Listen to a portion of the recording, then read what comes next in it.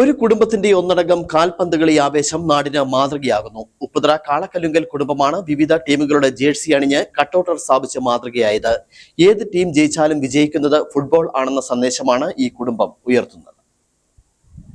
FIFA ലോകകപ്പ് football Aarav ഉയർന്നപ്പോൾ എല്ലാ ഗ്രാമങ്ങളിലും ആരവ് ഉയർന്നിരുന്നു. എന്നാൽ ഉപ്പുതറയിൽ ഉണ്ടായില്ല. ഇത് തിരിച്ചറിഞ്ഞ കാളക്കല്ലുങ്കൽ കുടുംബാംഗങ്ങൾ വിവിധ അന്താരാഷ്ട്ര ടീമുകളുടെ ജേഴ്സി അണിഞ്ഞ് കുടുംബാംഗങ്ങളുടെ ഫോട്ടോയുമായി കട്ടൗട്ടർ ഉയർത്തി. പ്രധാന ടീമുകളുടെ ആരാധകരാണ് കുടുംബത്തിലുള്ളത്. അതിനാൽ അവരവർ ഇഷ്ടപ്പെടുന്ന ജേഴ്സിയാണ് അണിഞ്ഞിരിക്കുന്നത്. ഈ കുടുംബം സ്നേഹം നിലനിർത്തിയെന്നും കാൽപന്തുകളിയുടെ ആവേശത്തിലാണ്. ലോകകപ്പ് ഫുട്ബോൾ എന്നാൽ ലോകമാകെ ഉത്സവമാണ്. ലോകമൊന്നാകെ ഒരു പന്തിന് ചുറ്റും പായുന്ന കാലം.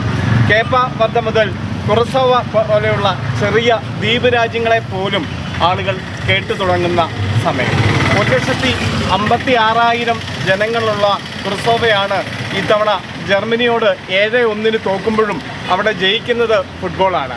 എങ്കിൽ ഇവിടെ ഞങ്ങൾ ഉപ്പുതറയിൽ ജയിക്കുന്നത് കാളക്കല്ലുങ്കൽ ഫാമിലിയാണ്.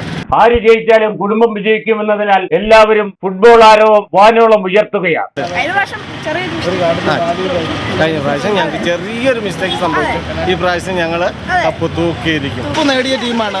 യാമിൻ്റെ നല്ല ഫോമിനാണ്. പിന്നെ അവരുടെ കോച്ച് എന്ന് പറഞ്ഞു കഴിഞ്ഞാൽ ബുദ്ധി രാക്ഷസനാണ് ഫ്ലുണ്ടാൻ.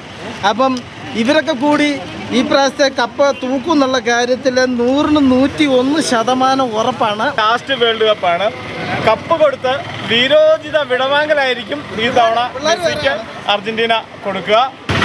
ഇത്തവണത്തെ കപ്പ് ബ്രസീലിനുള്ളതാണ്. കഴിഞ്ഞ തവണ നമ്മളത് വിട്ടുകൊടുത്തു. ഈ പ്രാവശ്യം എന്തായാലും ബ്രസീൽ നേടിയിരിക്കും. റൊണാൾഡോയുടെ ലാസ്റ്റ് ഡാൻസ് ആണ്. അത് നമ്മൾ ആടി തീർക്കാൻ പോകും. അതുകൊണ്ട് ഈ പ്രാവശ്യം കപ്പ് നമുക്കല്ലേ.